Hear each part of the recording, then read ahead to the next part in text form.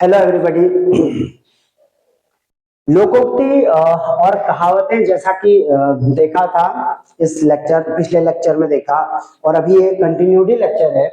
लोकोक्ति और कहावतें यानी प्रोवर्ब्स, आज जो महत्वपूर्ण जितने भी हैं, महत्व के बहुत काफी एग्जाम परीक्षात्मक प्रयोग से होने वाली लोकोक्तियां, कहावतें, प्रोवर्ब्स, इनके उदाहरण, अर्थ सहित और उनके इम्प्लीमेंटेशनल प्रयोग देखिए।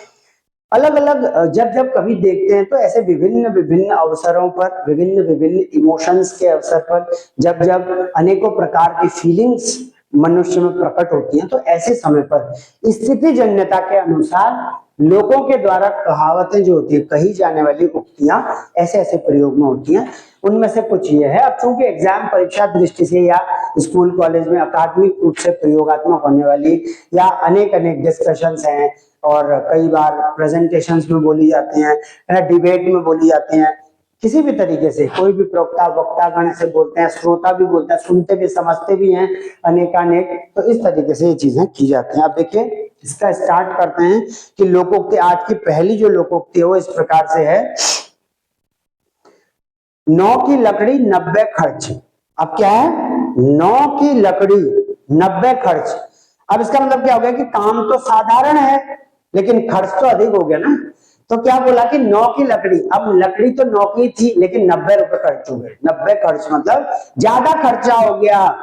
कम था, काम कम था, लेकिन खर्च क्या हो गया, एक्सपेंस अधिक हो गया। इसका मतलब कम थी, कम कम कम एक्सपेंडिचर करके, यानी कम एफर्ट्स पे पाया जा सकता था, लेकिन ज्यादा एफर्ट्स लग गए। अब वो एफर्ट्स जो हैं, अब वो एफर्ट्स आर्थिक भी हो सकते हैं, यानी इकोनॉमिक, यानी मौद्रिक पक्ष, यानी मॉनेटरी पैसे के पक्ष के भी हो सकते, धन पक्ष के भी हो सकते हैं, धन आधारित हो सकते हैं, पैसे आधारित हो सकते हैं, किसी भी तरीके के हो सकते हैं एफर्ट। समय का एफर्ट है, ऊर्जा का एफर्ट है, या फिर किसी भी रूप का एफर्ट है कि होना तो कम था लेकिन ज्यादा हो गया, है ना। कि 9 की लकड़ी और 90 खर्च, इसका मतलब काम तो साधारण था लेकिन खर्च अधिक हो गया, ये अर्थ। अब नेक्स्ट क्या है, नेक्स्ट है 9 नगद, 9 नगद न 13 उधार। ठीक है। अब 9 नगद मतलब कहने का मतलब, नगद मतलब कैश, जो चीज कैश में हो, नकद में हो, है ना, पैसा। तो 9 नगद न 13 उधार, है ना। उधार मतलब जो चीज बोरो करते हैं, जो चीज कहीं पर उधार लगा के आते हैं, है ना। तो इस तरीके से 9 नगद न 13 उधार मतलब ये है, अधिक उधार की अपेक्षा थोड़ा लाभ अच्छा। ठीक है। अब अधिक उधार की अपेक्षा थोड़ा ही लाभ मिले, है ना, लेकिन मिल जाए।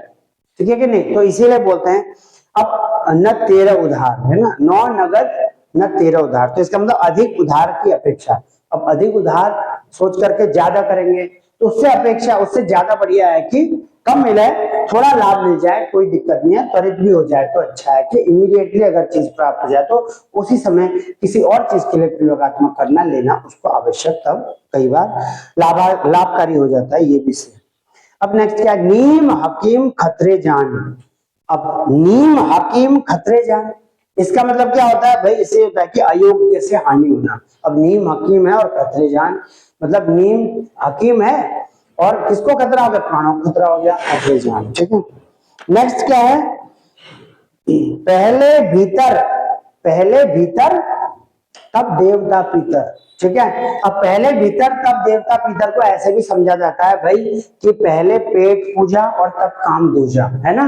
कि भाई पेट में अगर चूहे कूद रहे हैं, पेट में इतनी भूख लगी हुई है, किसी को बहुत भूख लगी हुई है, और है ना, और फिर उसके क्या मन लगेगा, न काम में मन लगेगा, पूजा पाठ में बिठा दोगे, उसका सारा ध्यान पेट में होगा, खाली है ना। तो इसका मतलब अब यहाँ पर सिर्फ भूख से नहीं है मात्र, यहाँ पर सिर्फ भोजन करने से नहीं है, यहाँ पर खाना खाने से ही बात नहीं है, फूड इनटेकिंग या मील टेकिंग से ही नहीं है ना, माइंड और मील से बात नहीं है।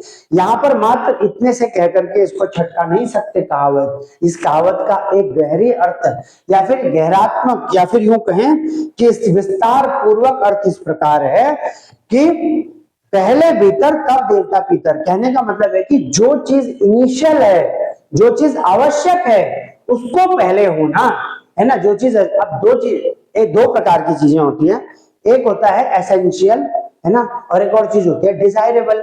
एसेंशियल मतलब होता है अनिवार्य, जो अनिवार्य है ही है, और डिजायरेबल मतलब क्या होता है, अतिरिक्त। है ना, ऐसा अगर हो जाए तो और अच्छा, डिजायर ऐसा इच्छा होती है, ऐसा हो जाता है, इच्छित होकर के ज्यादा बढ़िया होता और बढ़िया हो जाता है ना, सोने पे सुहागा टाइप, या फिर और चार चांद लग जाते, मतलब कुछ और हो जाता है ना, अलंकृत हो जाता, मंडित हो जाता, ऐसे कहने का मतलब।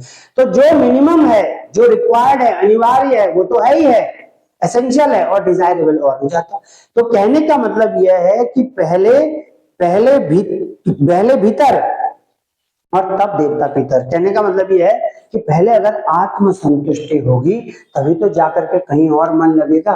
कहने का मतलब ये है कि रोजगार होगा तभी स्वरोजगार पैदा होगा, है ना। पहले रोजगार होगा, भाई पहले किसी ने, मान लो किसी ने कहीं पे रोजगार किया होगा, फिर स्वरोजगार के लिए प्रेरित होगा ना, तब उसके आगे। अब जैसे मैस्लो हायरार्की नीड पढ़ते हैं ना, उसमें भी तो पहले फिजियोलॉजिकल नीड है, रोटी कपड़ा मकान, है ना, और इस तरीके की जितनी भी मूलभूत सुविधाएं, तो मूलभूत सुविधाएं जब पूर्ण होंगी तभी तो उसके आगे सोशल एस्टीम है, सामाजिक उत्प्रेरण है, और तब धीरे धीरे करके और ज्यादा बड़ा बड़ा थिंकिंग थॉट जनरेट होने लगते हैं। अगर मूलभूत सुविधाएं पूरी नहीं है तो कहीं ना कहीं ये वाली लोकोक्ति भी याद आती है और इंप्लीमेंट होती है। कई बार ऐसी जगहों पर बोलते हुए दिखेंगी ये लोकोक्तियां, पहले भीतर तब देवता पितर। ठीक है, इसके बाद नेक्स्ट क्या है, नेक्स्ट देखिए, नेक्स्ट क्या है कि पानी पीकर जात पूछना, है ना, ये भी है। तो पानी पीकर क्या है, जात पूछना। ठीक है, पानी पीकर जात पूछना मतलब यह है कोई काम कर चुकने के बाद उसके औचित्य पर विचार करना। अब जैसे कोई कार्य कर दिया, whatever work that has been done, लेकिन उसके बाद ये देखना कि either that work that was relevant or not, क्या वो कार्यात्मक था, क्या वो प्रयोगात्मक था, करने योग्य करणीय था या नहीं था, वो बस सुनने या वाचनीय योग्य ही था। ऐसा पहले कर दिया, किसी चीज को अटेम्प्ट कर दिया, और फिर उसके बाद उसके औचित्य को, उसके फॉर्मलाइजेशन को, उसके जिस तरीके के औपचारिकरण को तब देखा कि वो सिद्ध योग्य था भी या नहीं। तो इसको बोला कि पहले पानी पीकर जात पूछना। जैसे कई बार बोलते हैं ना कि 100 बिल्ली खाकर, है ना, और क्या 100 चूहे खाकर बिल्ली हज को चली। तो इसका मतलब यह है कि मतलब पहले तो सब डकार गए, है ना, और पहले कहने का मतलब यह है कि बहुत सारे कांड पहले ही कर दिया और फिर बोला कि भाई बताओ क्या है ना। तो कहने का मतलब तब जाकर के बड़ी बड़ी पवित्रता की बात या ऐसा वैसा। तो कहने का मतलब यही है कि तमाम ऐसी सारी चीजें कर दी, है ना, पानी पी लिया और तब बोला कि जात पूछी कि तेरी जात क्या है बता, है ना। तो ये तो कहने का मतलब छुआछूत का भाव भी हो गया ना यहाँ पे, भेदभाव, कि पहले पानी पी लिया और फिर बोला तेरी जात क्या है बता। तो ऐसा भी सब समझा जा सकता है। तो कहने का मतलब कि पानी पीकर जात पूछना मतलब पहले काम करा लिया और फिर बोला कि बताओ कौन हो भाई तू, ऐसे बोला। तो ये चीज क्या होगा, क्या हो, कहाँ के हो, किस तरीके से नहीं हो, तो इस तरीके से बोलते हैं पानी पीकर जात पूछना। हावेवर जो बातें यहाँ पर बोली जाती हैं या फिर जिस तरीके से मैं लोकोक्तियां, कहावतें, वाक्यांश, प्रोवर्ब्स बोल रहा हूँ, इसमें किसी भी तरीके से ओपन डिबेट है, ओपन डिस्कशन रहता है, या फिर यूं कहें कि जब पढ़ाया जाता है तो उसको हर एक तरीके से जहां जहां पर प्रयोगात्मक हो सकता है समयबद्ध तरीके से बताने की कोशिश रहेगी। पेपर में ये चीजें आती हैं, इनको जोड़ते हुए, थोड़ा समझते हुए, याद करते हुए, इनको मेमोराइज करते हुए ऐसी चीजों को, तब पेपर में आराम से टिक हो जाएगा जो भी ऑप्शन, यदि जहां पर भी जिस कॉम्पिटिटिव एग्जाम में होगा ऐसे। अब देखिए नेक्स्ट क्या है, पराये धन का लक्ष्मी नारायण, है ना। पराये धन का लक्ष्मी नारायण का मतलब क्या होता है, दूसरे का धन पाकर अधिकार जमाना, मतलब दूसरे का धन है। अब जैसे पराये धन का लक्ष्मी नारायण मतलब अब देखिए जितनी भी चुनी हुई सरकारें होती है ना 5 साल में, उनसे ये अपेक्षित होता है भारत के अंदर कि वो बहुत अच्छा कार्य करें, है ना, होता है। तो कोई भी व्यक्ति अगर कोई कार्य को कर रहा है तो बढ़िया से कर दे, थोड़ा जितना बेस्ट पॉसिबल हो सकता है ना। क्यों, क्योंकि किसमें, जो सरकारी धन है उसके कहाँ बैठे हुए, उसमें बैठे हुए हैं, सरकारी धन में, है ना, रिस्पॉन्सिबिलिटी होती है, जवाबदेही होती है। तो क्या बोला, पराये धन का लक्ष्मी नारायण। इसका मतलब क्या होता है कि दूसरे का धन पाकर क्या अधिकार तक जमाना। ठीक है, तो इसके बाद क्या होता है नेक्स्ट देखिए, नाचे कूदे तोड़े तान, ताको दुनिया राखे मान। इसका अर्थात क्या है, नाचे कूदे तोड़े तान और ताको दुनिया राखे मान। इसका मतलब क्या है, आडंबर दिखाने वाला मान पाता है। अब जैसे किसी ने बहुत आडंबर दिखाया ना, ढोंग करे, पच्चीसी करे, जितना भी ढोंग पच्चीसी या ढोंग जितने भी ढोंग कर लिए, है ना, ढोंग आडंबर अंधविश्वास ये सारे कर लिए हैं, और इसके बाद आडंबर प्रकट कर दिया। अब आडंबर प्रकट करने के बाद मान होता है ना, मान पाना है तो मान लीजिए कोई बहुत सारा आडंबर कर रहा है और तब जाकर के बड़ा मान सम्मान हो रहा है ना, तो इसलिए क्या बोलेंगे कि नाचे कूदे तोड़े तान। अब भाई नाच कूद तो रहे हैं, है ना, नाचे कूद खूब एफर्ट लगा रहे हैं, नाच कूद रहे हैं और तोड़े तान और ताको दुनिया रखे, और इस तरीके के प्रवृत्ति के जो काफी दिखावा भी कर ले रहे हैं, तब ऐसे पुरस्कृत हो रहे हैं या फिर अलंकृत हो रहे हैं या कहीं ना कहीं जो है चर्चित हो रहे हैं ऐसे। देखिए नेक्स्ट क्या है, बूढ़ा वंश कबीर का उपजा पूत कमाल। तो बूढ़ा क्या है, वंश कबीर का। अब बूढ़ा वंश कबीर का मतलब कोई कबीर का वंश है मान लीजिए, कहने का मतलब यहाँ पे किसी ऐसे, और उपजा पूत कमाल इसका मतलब है श्रेष्ठ वंश में बूढ़े का पैदा होना। अब मान लीजिए कोई जो है श्रेष्ठ कुल है, कोई अच्छा कुल है ना, अच्छा खानदान है, अच्छा परिवार है, अच्छा खानदानी व्यक्ति है, फिर किसी के परिवार का अच्छा है, तो वहां पर अगर कोई अयोग्य प्रकट हो जाए, है ना, तो कोई और पैदा हो जाए, तो इस तरीके से बोलते हैं कि ये बोलते हैं बूढ़ा वंश कबीर का और उपजा पूत कमाल। इसका मतलब श्रेष्ठ वंश में बूढ़े का पैदा होना। कई बार ऐसे भी बोलते हैं ना कि पूत के पैर पालने से ही दिखते हैं। ये भी कहावत होती है ना कि जो सुपूत होता है, जो ठीक होता है, उसके पैर पालने से ही दिखते हैं। मतलब जब भरण पोषण हो रहा होता है, या मतलब कहने का मतलब लक्षण दिख जाते हैं कि किस प्रकार से कर सकता है कोई व्यक्ति, ऐसा भी, ये भी कहावत ही है, इसमें याद आया। नेक्स्ट क्या है, बंदर क्या जाने अदरक का स्वाद। ये तो बहुत कॉमन कहावत है, ये तो बहुत ही सामान्य प्रचलित है कि भाई बंदर क्या जानता है अदरक क्या है, ऐसे खेलेगा फेंक देगा, खा भी लेगा, कई बार खा सकेगा नहीं, फेंक देगा, जैसे बंदर करते हैं खेतों में, है ना, उखाड़ के खा जाते हैं। इसका मतलब बंदर क्या जाने अदरक का स्वाद, मतलब मूर्ख गुण की कद्र करना नहीं जानता है। कोई भी मूर्ख व्यक्ति होता है या कोई भी ऐसा व्यक्ति होता है जो क्वालिटी कहीं पर है, गुण है, तो उसकी कदर नहीं भी होती है।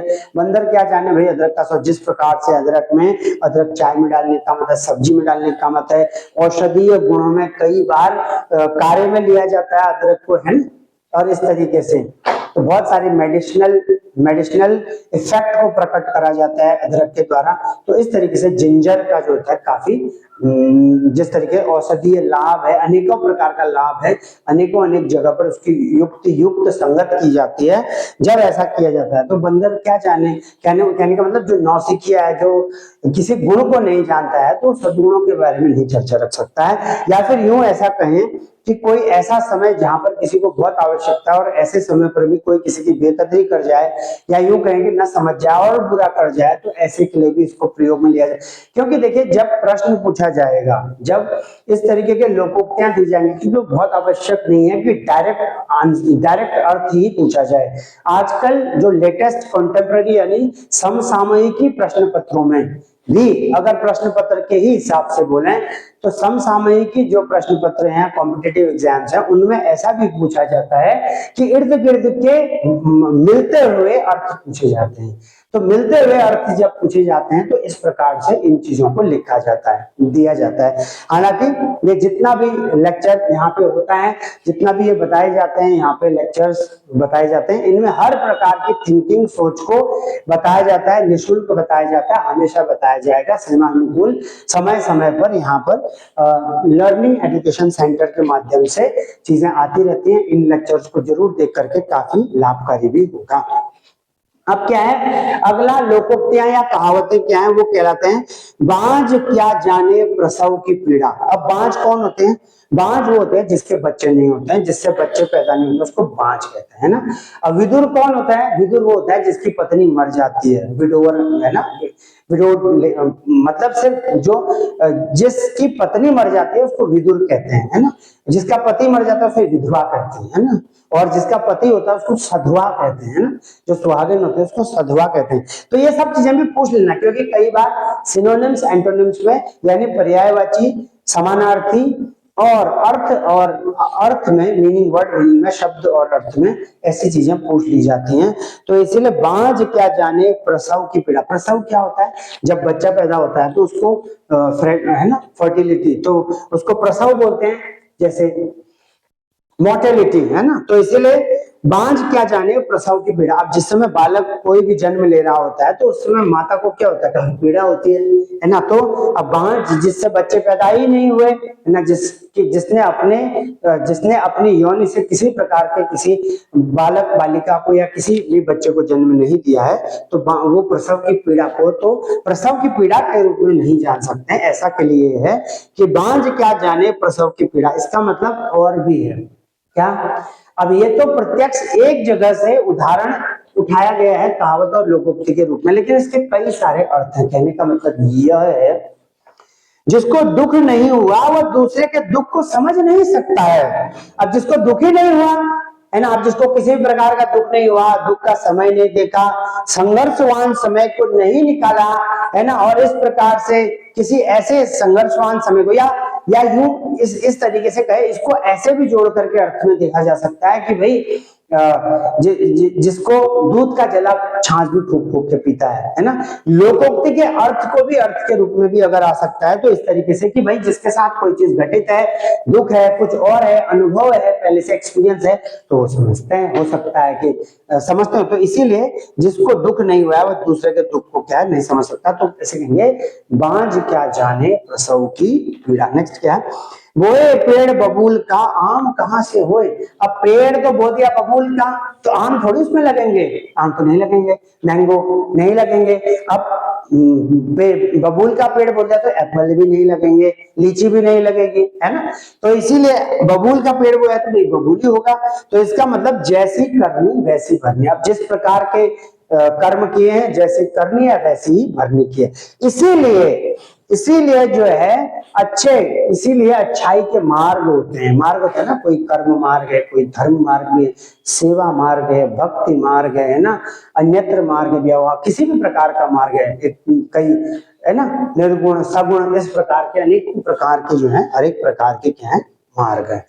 तो इसीलिए बोया पेड़ बबूल का तो आम कहां से, मतलब जैसे करनी वैसे भरनी। नेक्स्ट क्या है, बेकार से बेगार भली। अब देखिए, बेगार का मतलब होता है बिना पैसे के दिया काम करना। अब बेगार तो आजकल होता नहीं, कोई करता नहीं है ना, लेकिन कई बार अच्छाई में काम कर लेते हैं। किसी ने कुछ बोला, घर में बात बोली, घर में कुछ करने को बोला, तो वो चीज जब कर दी तो बेकार नहीं है, वो तो जिम्मेदारी भी होती है।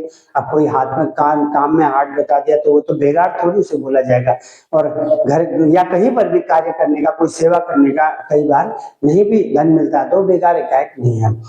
लेकिन यहाँ पर एक बारीकी इस रूप में भी देखी जा सकती है कि जिस उद्देश्य के लिए कार्य किया गया है, उस उद्देश्य की जो ऑब्जेक्टिव है उसका मर्म क्या है, वो भी तय करता है कि आइदर बेगार है या बेकार है।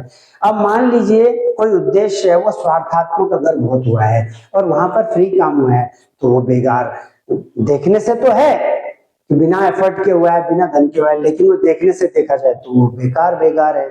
मतलब वो बेकार ऐसा है जो कार्य करने योग्य नहीं भी था, कि उसकी जगह पर कुछ और करके प्रोडक्टिव हुआ जा सकता था। जैसे बेकार से बेगार बना, लेकिन फिर भी अगर इसको अर्थात्मक रूप से ही मात्र लें तो ये है कि भाई चुपचाप बैठे रहने की अपेक्षा कुछ काम करने, अब खाली बैठे रहने से अच्छा कुछ नहीं कर रहे हैं तो कुछ न कुछ कर ही थे, कहीं कुछ ना कुछ करते रहेंगे तो अपना दिमाग, अपना मस्तिष्क, मान मस्तिष्क कहीं ना कहीं प्रयोगात्मक या लगा झूठा रहेगा। लगेगा तो इंगेज रहेगा तो फिर वही कि खाली दिमाग शैतान का घर नहीं भी होगा, है ना। तो अगर खाली नहीं रहेगा तो कुछ ना कुछ करते रहेंगे। तो इसीलिए बोलते हैं कि बेकार से बेगार भली। हालांकि अब बेगार चलती नहीं है, जो भी अगर खास तौर पे अगर मजदूरी के रूप में कोई चीज करते हैं तो वहां पैसे मिलते हैं या कोई ना कोई धन मौद्रिक मूल्य मिलता है, तो उसे बोलते हैं बेगार का ना होना। तो फिलहाल ये क्या है, बेकार से बेगार भली, मतलब खाली बैठने से, चुपचाप बैठने की अपेक्षा कुछ काम करना। ठीक है। अब देखिए, दो शब्द होते हैं ना, कोई शब्द है, एक होता है अपेक्षा और एक होता है उपेक्षा। अपेक्षा मतलब होता है एक्सपेक्ट, कि अपेक्षा करना कि ऐसा हो जाए। उपेक्षा मतलब होता है कि किसी चीज को नजरअंदाज करना, किसी चीज को देखना नहीं, जो एक्सपेक्टेड थी लेकिन एक्सपेक्टेड अपेक्षित थी लेकिन अपेक्षित नहीं हुई, उसे उपेक्षा कहते हैं। देखिए अब नेक्स्ट क्या है, मान न मान मैं तेरा मेहमान, है ना। तो कहने का मतलब अब मान न मान भाई मैं तेरा मेहमान, इसका मतलब यह है कि जबरदस्ती किसी के गले पड़ना। अब जबरदस्ती किसी के गले पड़, भाई मान न मान, मैंने तो माना नहीं लेकिन अब मैं तेरा मेहमान, है ना। तो कि जबरदस्ती किसी के गले जाके कोई पड़ जाए तो बोले कि मान न मान मैं तेरा मेहमान। अब एक और चीज है क्या, मियां बीवी राजी तो क्या करेगा काजी, है ना। अब मियां बीवी राजी तो क्या करेगा काजी, तो बहुत ही ऐसे लोकोक्तियां कहावतें जो बहुत सामान्य है, they are very what frequent, या फिर एक आवर्ती युक्त, है ना, या फिर ऐसी आवर्त्यात्मक जो है ये लोकोक्तियां हैं या कहावतें हैं जो लगातार फ्रीक्वेंसी में चलते रहते हैं। बोलते हैं ना भाई मियां बीवी राजी तो क्या करेगा काजी, इतने सारे सीरियल्स आते हैं, मूवीज आती हैं, लोगों से जब संपर्क करते होंगे, है ना, तो इस तरीके से कई बार लोग प्रयोग में लेते हैं, इसलिए लोकोक्तियां कहलाती हैं, मुहावरे कहलाते हैं।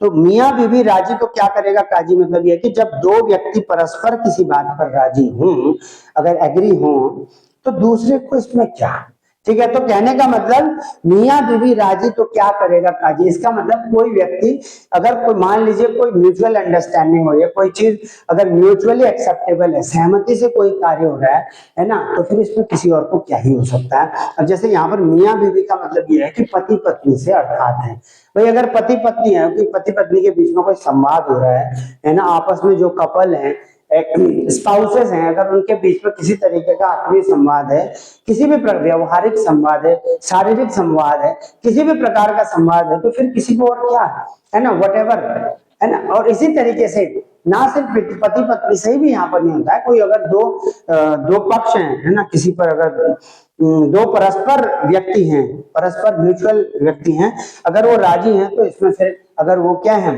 एग्री हैं, तो फिर क्या करेगा काजी, ऐसा भी हो सकता है। अब नेक्स्ट क्या है, सीधी उंगली से घी नहीं निकलता। अब सीधी उंगली से घी नहीं निकलता मतलब क्या होता है, सीधाई से काम नहीं होता। अब उंगली सीधी करते हैं, ऐसे डुबाते घी निकलता है क्या, नहीं निकलता है, जितना चिपक गया उंगली में उतना ही चिपक गया, लेकिन अगर ऐसे टेढ़ी करेंगे उंगली डालेंगे तो थोड़ा निकल जाएगा। तो कहने का मतलब ये है कि कई बार सीधे तरीके से एफर्ट नहीं भी होते हैं, तो कई बार ज्यादा एफर्ट करने पड़ते हैं, कई बार कम एफर्ट करने पर सिलेक्शन नहीं होता है, बहुत एफर्ट करने पड़ते हैं, कई बार बहुत असफलताएं देखनी पड़ती हैं तब सफलता प्रकट होती है, कई बार असफल हो जाता है कोई, है ना, लेकिन फिर भी अब किसी और तरीके से सफलता होती है, किसी और तरीके से अपने आप को क्या सफल मान लेता है कोई। तो इसका मतलब सीधी उंगली से घी नहीं निकलना, सीधाई से कोई कार्य नहीं होता। बहुत प्रकार से लोकोक्ति मुहावरे के अनेक प्रकार के मीनिंग है, डिपेंड करता है, लेकिन इसका जो कुछ अर्थ है ये भी है कि सीधे उंगली से सीधे से काम नहीं होता, सीधाई से काम नहीं चलता। कई बार होता है ना कि जो पेड़ सीधे होते हैं एकदम से उनको ही पहले काट ले, क्यों, क्योंकि उनसे जो है आराम से वाटर वो क्या बनाना, जो लट्ठे होते हैं वुड लॉक्स, वो बनाना आसान होता है। तो वुड लॉक्स होते हैं तो वुड लॉक्स को फटाफट कर करके कुछ फर्नीचर वगैरह ऐसा बना लेते हैं। हालांकि वृक्षारोपण भी लगातार करते ही रहना चाहिए, है ना, क्या आजकल बहुत सारे वृक्ष कट रहे हैं, लाखों करोड़ों बहुत सारे वृक्ष कटते ही रहते हैं कंस्ट्रक्शन के नाम पे, है ना। तो कंस्ट्रक्शन के नाम पे कहीं करते रहते हैं तो कई बार याद आता है ना। तो इसीलिए एनवायरमेंट की बहुत सारी बातें तब इसमें भी है। देखिए अब क्या है, हाथ कंगन को आरसी क्या, जैसे बोलते हैं ना, इसमें इतना ही लिखा है कि हाथ कंगन को, इसके आगे है कि पढ़े लिखे को फारसी क्या।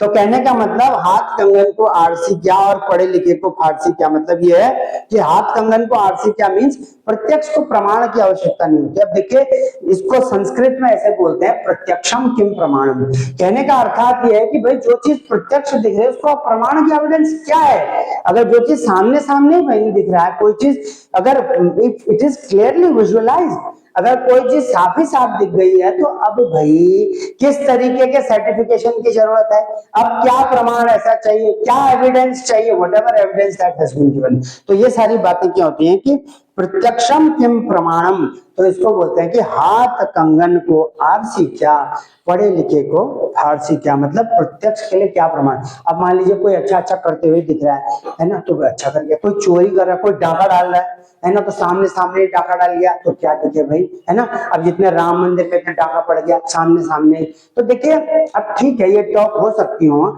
लेकिन फिर भी व्हाटएवर, अब दिख गया तो इतना चर्चा में। जो जहां पर बड़ा कोई करप्शन मैटर आ गया, कोई इतना बड़े घोटाले आ गए, करोड़ों करोड़ के घोटाले, वो सब क्या है, प्रत्यक्ष ही दिख रहा है, वो तो हो रहा है, हो ही रहा है। कहीं क्राइम हो गया, कहीं कुछ हो गया, कहीं अच्छाई हो गई, कहीं कोई सफलता हो गई, कोई विश्व कीर्तिमान बना लिया, है ना, कोई वर्ल्ड टूर वो बना लिया, वर्ल्ड के रिकॉर्ड होता है ना बहुत सारे, कोई कुछ चैंपियन जीत के आ गए, कोई कुछ हो गया, कोई सफलता, कोई इन्वेंशन हो गया, तो फिर अब प्रत्यक्ष हो गया तो उसको प्रमाण की जरूरत क्या है, वो सामने सामने दिख रहा है।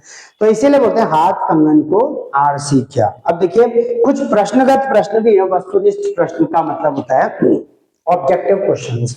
ठीक हो गया, ऑब्जेक्टिव क्वेश्चंस है तो ऑब्जेक्टिव क्वेश्चंस में 4 ऑप्शन होते हैं, है ना, 4 ऑप्शन होते हैं, और 4 में से या 5 भी होते हैं कई जगह, लेकिन मोस्टली 4 ही होते हैं ऑप्शन होते हैं, और उसमें से कोई एक चुनना होता है, means MCQ multiple choice question या पीवाईक्यू।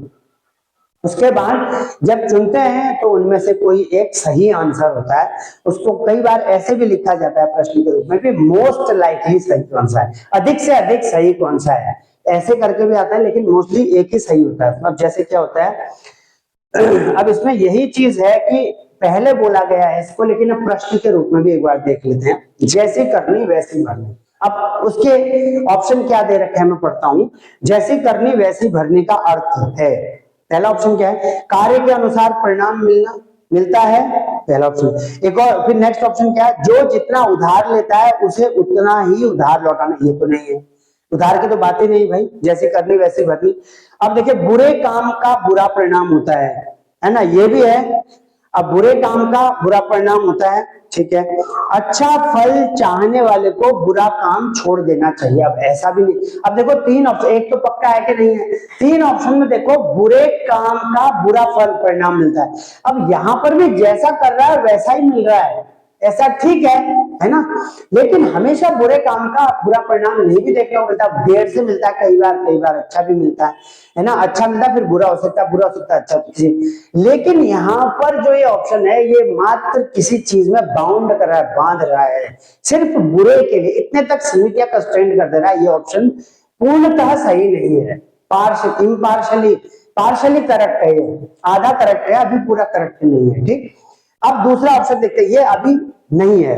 नेक्स्ट, अच्छा काम चाहने वाले को बुरा काम छोड़ देना चाहिए, अब ऐसा भी नहीं है। अब यहाँ पर कथनी और मतलब जो असर्शन रीजन है, ऐसा तो प्रश्न नहीं है कि ऐसा कहा कब ऐसा हुआ, ऐसा नहीं है। अब सबसे पहला ऑप्शन देखते हैं कि कार्य के अनुसार परिणाम मिलना, ये बिल्कुल सटीक है। अब वो कार्य अच्छा भी हो सकता है, बुरा भी हो सकता है, छोटा हो सकता है, बड़ा हो सकता है, किसी भी मैग्नीट्यूड का हो सकता है, किसी तरीके का हो सकता है। तो ये एक जनरलाइज स्टेटमेंट है, ये एक सामान्यता स्टेटमेंट जो सब में फिट बैठ रहा है। तो इन ऑप्शंस में से ये चारों के चारों विकल्प जो मैंने पढ़े, इसमें जो सबसे पहला जो विकल्प है वो ये है कि कार्य के अनुसार परिणाम मिलना, ये सही है, जैसी करनी वैसी भरनी का।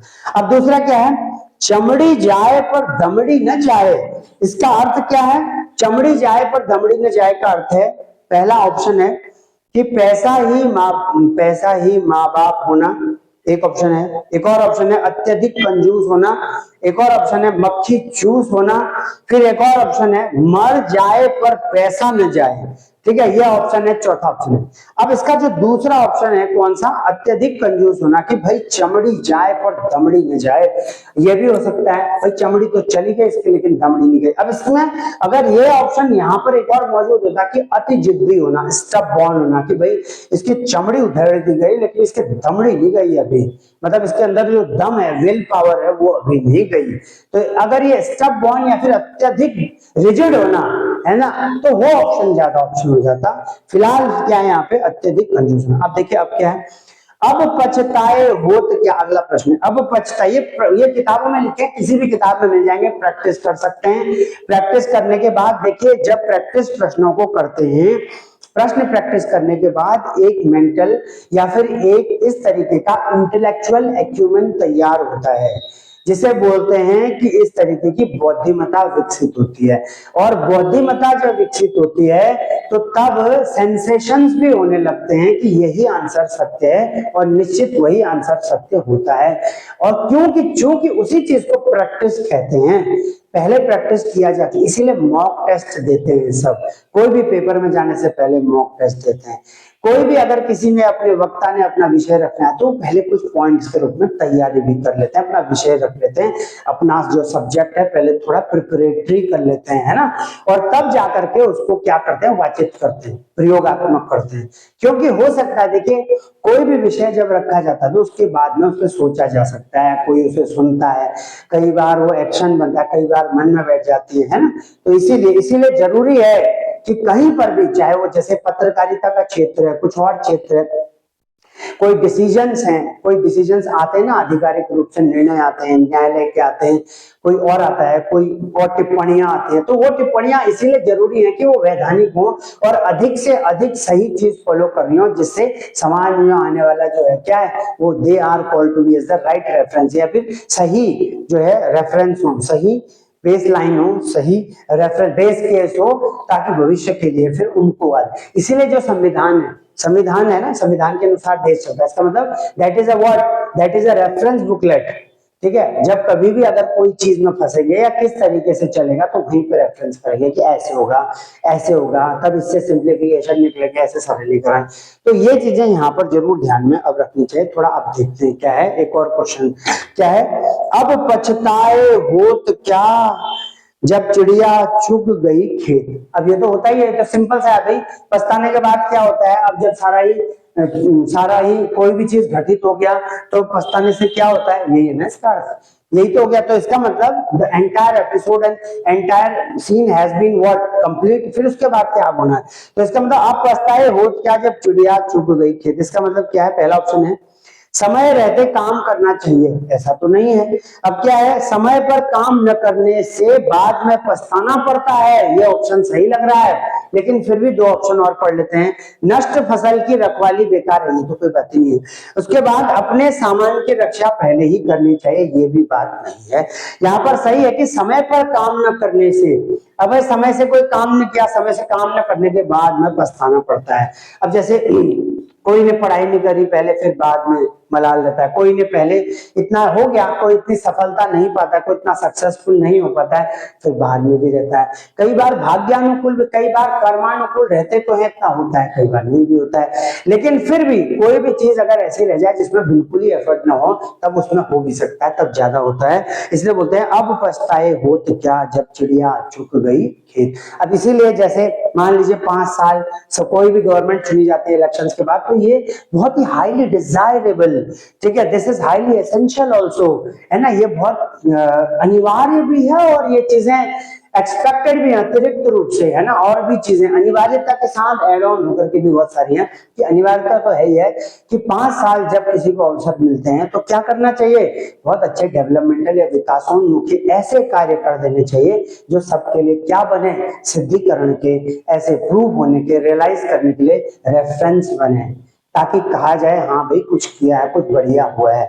तो इसीलिए बोलते हैं। लेकिन अगर ऐसा नहीं होगा, मान लीजिए किसी ने कुछ किया ही नहीं है, 5 साल 10 साल या कुछ ही और कह लो, जितना भी मिला समय नहीं इतना ज्यादा हो पाया, 20 साल 15 साल नहीं हो पाया, 2 3 टेन्योर में नहीं हो पाया, इसका मतलब क्या है, तब ये भी ऐसा होता है कि अब पछताए होत क्या, है ना, जब चिड़िया चुग गई खेत। या अगर ऐसा नहीं है, किसी और चीज में एड ऑन देख लीजिए, किसी भी चीज, जो चीज समय रहते न की गई, समय रहते न की गई, तो फिर अब पछताए हो क्या भाई जब चिड़िया चुग गई खेत, है कि नहीं। अब नेक्स्ट क्या है, छछुंदर के सिर में चमेली का तेल, है ना, नेक्स्ट है ना। तो छछुंदर के तेल सिर में क्या लगा दिया, चमेली का तेल। इसका अर्थ क्या है, नेक्स्ट है कि इसमें ऑप्शन है दान के लिए सुपात्र न होना, फिर क्या है, गंजे व्यक्ति के सिर पर सुगंधित तेल लगाना, अब ऐसा तो नहीं है। बिल्कुल अनपढ़ व्यक्ति को धन मिलना, ऐसा भी नहीं है। अयोग्य व्यक्ति को अच्छा पद मिलना, तो इसको बोलते हैं छछुंदर के सर पर, छछुंदर के सर पे क्या लगा दिया, अब चमेली का तेल लगा दिया, है ना। तो इसका मतलब कोई भी ऐसा अयोग्य व्यक्ति था, ये कम योग्यता का व्यक्ति था, उसको कोई चीज बड़ी पकड़ा दी गई तो उसे बोलते हैं छछुंदर के सर पर चमेली का तेल। मीन्स जो भी अयोग्य व्यक्ति है उसको अच्छा यदि पद का वर्ण हो जाता है, मिलता है, तो उसे ही बोलते हैं छछुंदर के सर पर चमेली का तेल। अब देखिए अगला क्या है, दो चार और देख लेते हैं, तीन और देख लेते हैं, फिर किसी और सेशन में किसी और दिन इन चीजों को, लोकोक्तियों को कंटिन्यू करेंगे। अब नेक्स्ट क्या है, मांगे भीख पूछे गांव की जमा।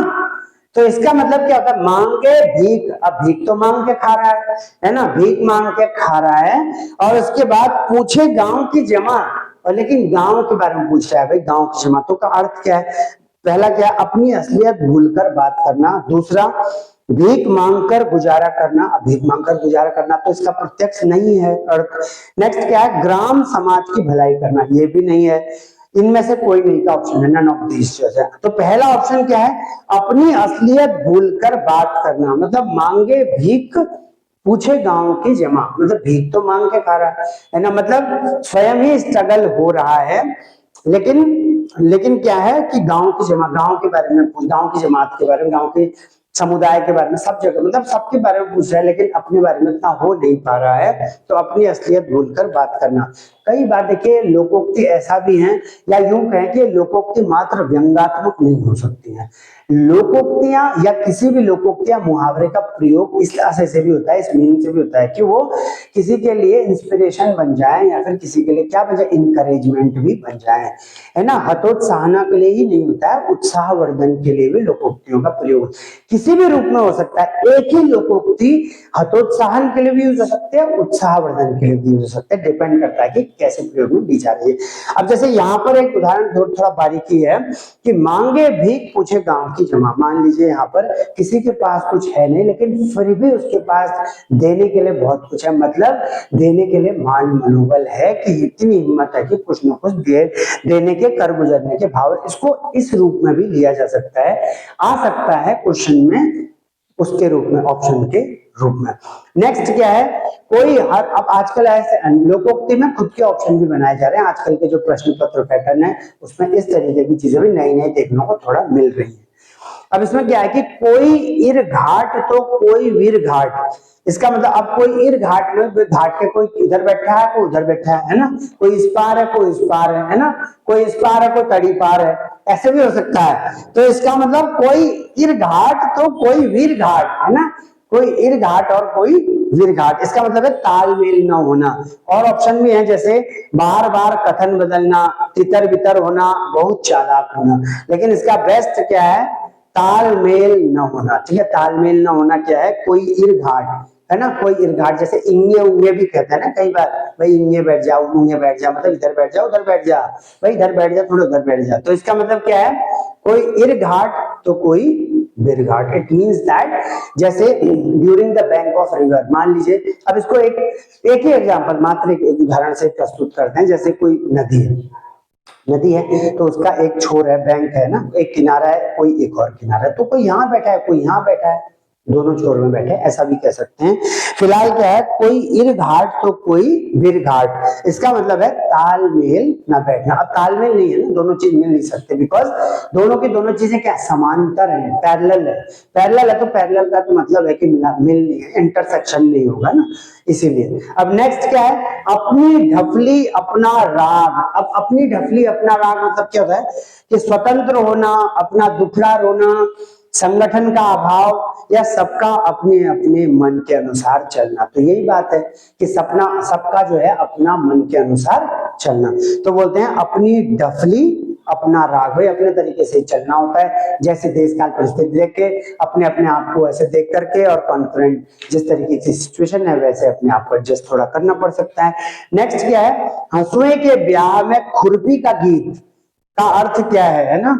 तो हंसुए के ब्याह में खुरपी का गीत, अब इसको बोलेंगे तो ये बोलेंगे असंगत बातें करना। और ऑप्शन क्या है, शादी का गीत गाना नहीं है ना, जश्न मनाना नहीं, निचले स्तर का कार्य करना नहीं है, असंगत बातें करना। कि हंसुए के ब्याह में, अब खुरपी का गीत है, अब भाई हंसुए का ब्याह है और गीत गा रहे हैं खुरपी के, ऐसा तो नहीं हो सकता। तो जैसे है तो ये चीजें हैं, ठीक।